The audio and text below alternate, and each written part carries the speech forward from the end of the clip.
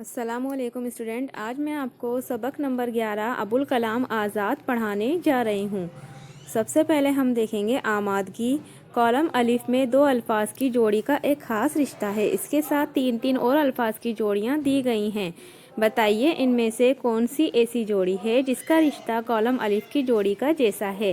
تو کالم الف میں دے رکھا ہے اقبال سیالکوٹ، کالم بی میں مہاتما گاندھی انگلستان، کالم جی میں محمد علی جناح کشمیر، کالم دال میں ابوالکلام آزاد مکہ معظمہ۔ تو آئے گا اس میں بچوں کالم میں جو کالم الف کے جیسا ہو، ابوالکلام آزاد مکہ معظمہ۔ تو بچوں ہم یہ سبق پڑھیں گے مولانا ابوالکلام آزاد۔ لاہور میں لوگوں کا ایک بہت بڑا جلسہ تھا۔ اس میں ہندوستان بھر سے بڑے بڑے عالم شریک تھے۔ ان کی تقریریں ہو رہی تھیں۔ لوگ ان عالموں کی تقریریں پہلے بھی سن چکے تھے۔ آج وہ ایک نئے عالم کے منتظر تھے۔ منتظر مطلب انتظار میں تھے۔ وہ 2-3 سال سے نئے رنگ کے مضمون لکھ رہا تھا۔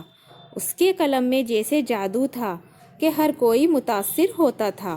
لوگوں نے سنا تھا کہ وہ بہت بڑا مقرر بھی ہے۔ مقرر یعنی تقریر کرنے والا ہے۔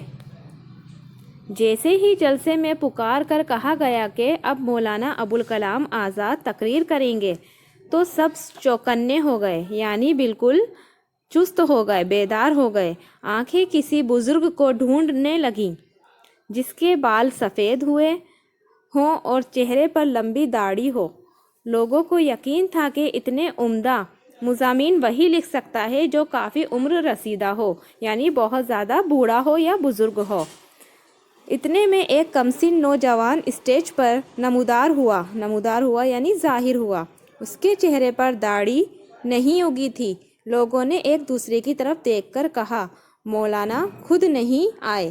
کیا کہا لوگوں نے ایک دوسرے کی طرف دیکھ کر کہ مولانا خود کیوں نہیں آئے؟ انہوں نے اپنے بیٹے کو بھیج دیا ہے، شاید یہ مولانا کا لکھا ہوا مضمون پڑھے گا۔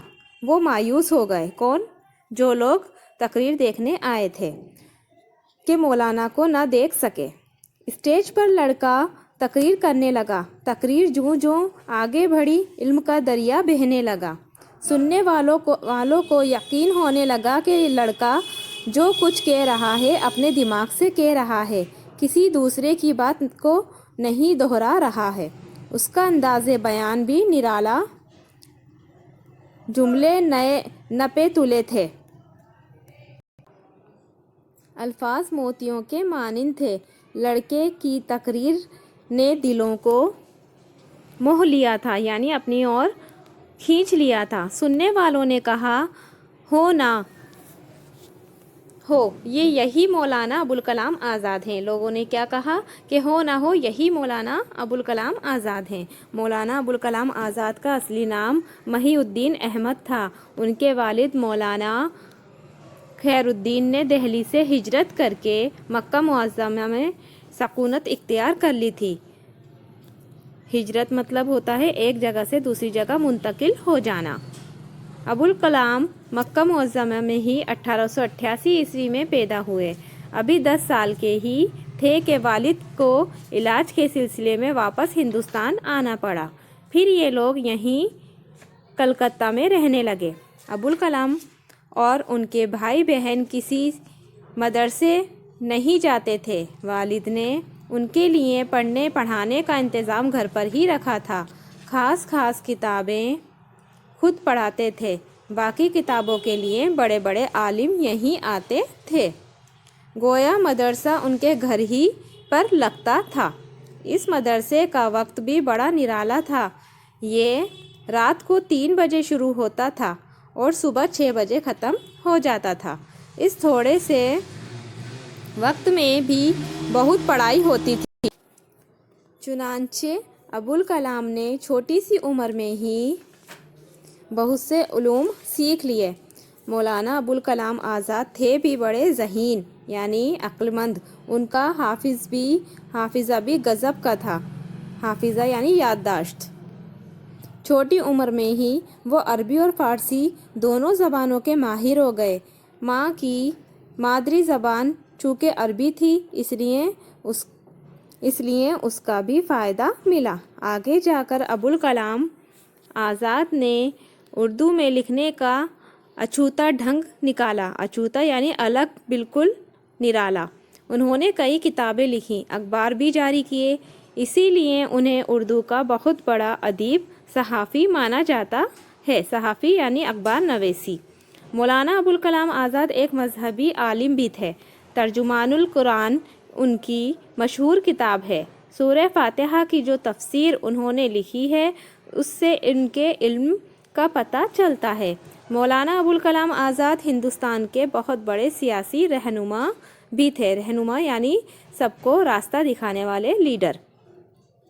انہوں نے 24 سال کی عمر میں الہلال کے نام سے ایک ہفتہ وار اخبار جاری کیا۔ اس کے بعد البلاغ کے نام سے بھی ایک اخبار نکالا۔ ان پرچوں میں وہ مضامین بھی شائع ہوتے تھے جو لوگوں میں آزادی کا جوش پیدا کرتے تھے۔ اس کے بعد مولانا آزاد تحریک آزادی میں شامل ہو گئے۔ دوسرے لیڈروں کے ساتھ انہیں بھی کئی بار قید کر لیا گیا، یعنی جیل میں ڈال دیا گیا۔ آخر کار آزادی کی جدوجہد رنگ لائی، یعنی کامیابی حاصل ہوئی۔ انگریزوں کے قبضے سے ملک آزاد ہوا۔ مولانا ابوالکلام آزاد ہندوستان کے پہلے وزیر تعلیم بن گئے۔ 1958 عیسوی میں آپ کا انتقال ہوا۔ مولانا ابوالکلام آزاد کا ادبی، عملی اور سیاسی مرتبہ بہت بلند تھا، یعنی بہت زیادہ ان کا رتبہ تھا، اسی لیے انہیں بڑی عزت و احترام کے ساتھ یاد کیا جاتا ہے۔ ان کے نام پر کئی جگہوں، کتب خانوں اور تعلیمی اداروں کا نام رکھا گیا ہے۔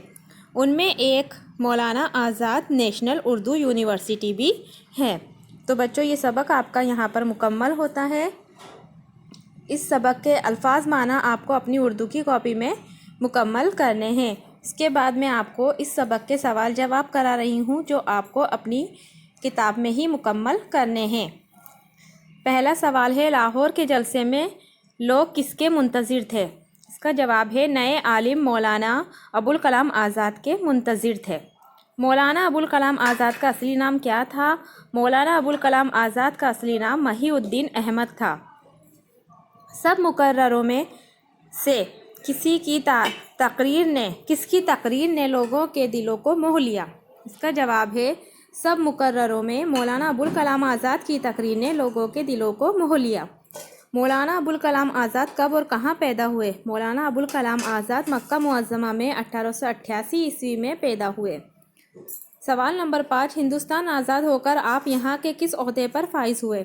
ہندوستان آزاد ہو کر آپ یہاں کے پہلے وزیر تعلیم کے عہدے پر فائز ہوئے۔ آپ کا انتقال کب ہوا؟ 1958 عیسوی میں آپ کا انتقال ہوا۔ ان کے نام پر کون سی یونیورسٹی قائم کی گئی؟ مولانا آزاد نیشنل اردو یونیورسٹی قائم کی گئی۔ اس کے بعد آپ کو مشق دے رکھی ہے، درج ذیل سلسلہ الفاظ کو ایک لفظ میں پیش کیجیے۔ مثال کے طور پر اذان دینے والا کیا کہلاتا ہے؟ مؤذن۔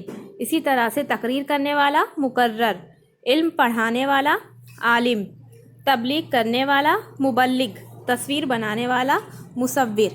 اس کے بعد آپ کی ذہنی آزمائش دے رکھی ہے۔ پہلا آپ کا دے رکھا ہے، منہ سے نکلنے والی بات کیا کہلاتی ہے؟ کلام۔ اس کے بعد تقریر کرنے والا مقرر۔ تو بچوں یہ آپ کے مشق یہاں پر مکمل ہوتی ہیں۔ آپ کو یہ سبھی کام اپنی کتاب میں ہی کرنا ہے۔ اپنا خیال رکھیے۔ اللہ حافظ۔